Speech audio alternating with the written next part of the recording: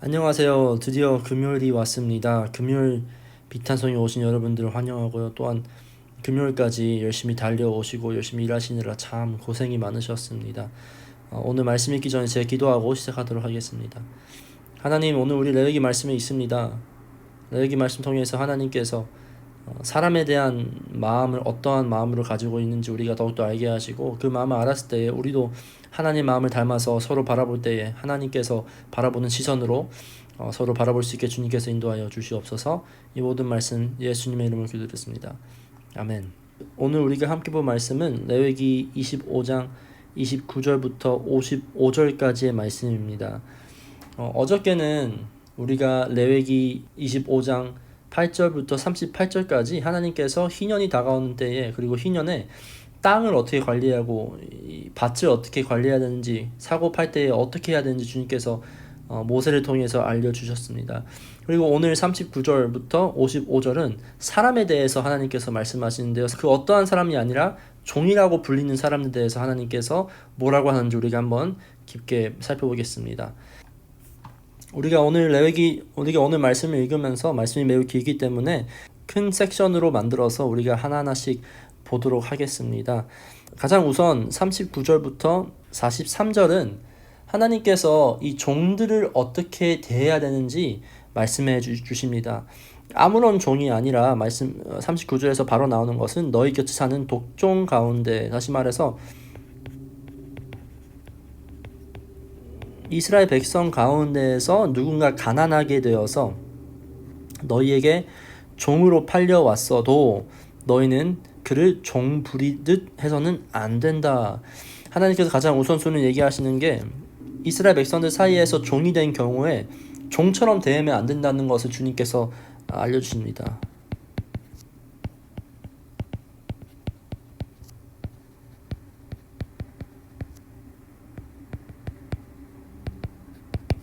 그들을 하나님께서 그러면 어떻게 대하라고 나와 있나요?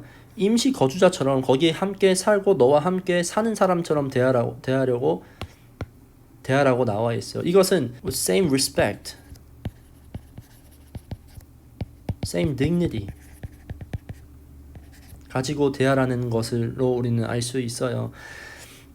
하나님께서 또한 이들 가운데에서 언제까지 일을 시켜야 하는지 하나님께서 말씀해 주시는데, 그것은 바로 희년이 될 때까지만 그들에게 일을 시키라고 나와 있어요. 그 다음에 41절에서는 희년이 되면 그가 자식들과 함께 너희를 떠나 자기 가족이 있는 조상에게 받는 유산의 땅으로 돌아가게 하여야 한다고 나와 있습니다. 다시 말해서 희년까지는 열심히 일하다가 희년이 되면 그들은 자유인이 된다는 거예요. 그들의 조상 가운데에서 받은 유산의 땅으로, 그들의 땅으로 돌아가게 된다는 것이에요. 하나님께서 이거를 왜 이렇게 하시나요? 그들은 바로 42절에 나와 있는데요. 나의 품꾼들이며 하나님의 품꾼들이라는 것이, 다시 말해서 하나님의 사람, 하나님의 백성이라는 것이에요. 그 다음에 마지막으로 하나님께서 다시 말하는 게 너희는 그를 고되게 부려서도 안 된다라고 나와 있어요. 그 다음에 25장 44절부터 46절까지는 다른 나라에서 종을 살 수 있다고 하나님께서 말씀해 주시고, 더욱더 나아가서 외국인 거주자의 자손들도 종으로 살 수 있다고 나와 있어요. 여러 나라에서 종을 사들일 수 있다고 하고요. 또한 외국 거주자의 자손 가운데에서 땅에서 태어난 사람들을 또한 그들을 종으로 사서 소유로 삼을 수 있다고 나와 있어요. 그리고 그 종들은 산 사람의 영원한 유산으로 물려줄 수 있다고 나와 있어요. 하지만 여기서 우리가 주의해야 될 것, 47절부터 53절까지 말씀인데요. 이 긴 말씀을 통해서 하나님께서 외국 거주자 자손들, 이스라엘 백성들이 함께 살면서 외국인이지만 거기서 태어나서 종이 된 사람들, 그리고 외국인들 가운데에서 부자로 사는 사람들이 가난해져서 종으로 팔려간 사람들 대해서 주님께서 말씀해 주시는데요. 무슨 말씀을 하시냐면 그들은 어느 때나 그들의 가족이나 친척이 데리고 나올 수 있다고 해요. 어떻게 데리고 나올 수 있죠? 바로 그 값을 대신 치르고 돈을 내면 그들을 데리고 나올 수 있다고 해요. 그 다음에 이 나머지 구조에서는 이 희년에 따라서 가격이 달라진다고 이야기하고 있어요. 희년이 더욱더 가까울수록 더욱더 싸게 이 종을 다시 살 수 있고요. 희년이 많이 남았으면 더욱더 비싸게 사야 된다고 이야기를 하는 것이에요. 그리고 더욱더 나아가서 그는 품꾼으로 대접해야 한다. 45절인데요. 어떤 주인이라도 그 종을 심하게 부려서는 안 된다라고 나와 있어요. 하나님께서 외국인들 대해서 말씀하실 때 첫 번째는 거기서 거주하면서 태어난 사람들, 그리고 거기서 부자였다가 가난해진 사람들, 이 사람들이 종이 됐을 경우에는 이 사람들도 마찬가지로 이들이 하나님의 품꾼들, 하나님의 백성, 사람이라는 걸 주님께서 말씀하시고 계세요. 그래서 심하게 불리면 안 되고 그들을 품꾼으로 대접해야 한다고 주님께서 말씀하시고 있어요. 나머지 말씀 54절부터 55절까지는 이 방법 중에 해당되지 못하는 사람들이 풀려나가지 못하는 경우에 어떻게 되는지 주님께서 알려주는데요. 이 사람들에게는 희년이 되면 그는 풀려나갈 수 있다. 그리고 자기뿐만 아니라 자기의 자식도 그들과 함께 풀려난다. 그 이유는 뭐예요? 나의 품꾼들이기 때문에, 나의 품꾼들, 그리고 그들의 하나님이시기 때문에 그렇다는 것이에요. 우리가 이렇게 말씀을 읽다 보면 조금 헷갈릴 수도 있어요. 우리는 종이 없는데 왜 하나님께서 자꾸 종 이야기를 하시는가?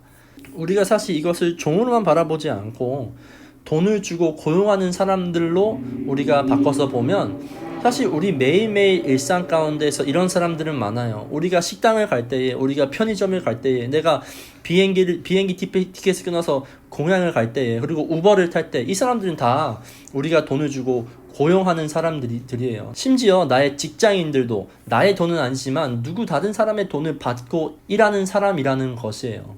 그러면 우리가 물어봐야 돼요.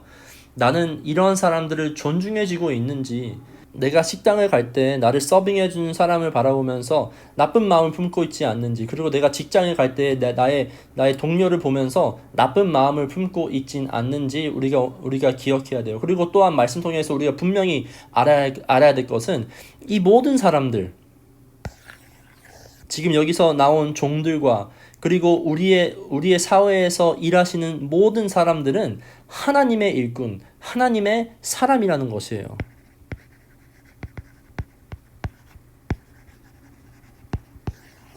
그래서 우리는 그 어떠한 사람에게도 막 대할 수 없어요. 왜냐면 그들은 단순히 서버나 그냥 직장 동료나 그냥 비행기를 끊는 사람이나 그냥 청소를 하는 사람이 아니라 하나님을 일을 하는 품꾼들, 하나님의 아들이고 그리고 하나님의 딸이라는 것, 우리가 오늘 분명 알고 명심해야 되는 것이에요. 혹시나 오늘 말씀 보면서 내 마음 가운데 그런 마음이 있다면 주님께 기도했으면 좋겠어요. 하나님, 내 마음 가운데 내가 누구누구를 바라보는 내 시선을 주님의 시선으로 고쳐주셔서 그들을 나의 생각과 나의 경험으로 바라보지 않게 하시고 하나님께서 바라보시는 하나님의 아들과 하나님의 딸로 바라보시는 그 마음을 오늘 나에게 허락하여 주시옵소서라고 기도하는 우리 모든 사람들이 되길 소망합니다. 기도하겠습니다. 하나님, 오늘 주님께서 이스라엘 백성들의 종을 향한 그 마음, 그리고 이스라엘 백성들과 함께 사는 외국인들의 종을 향한 그 마음을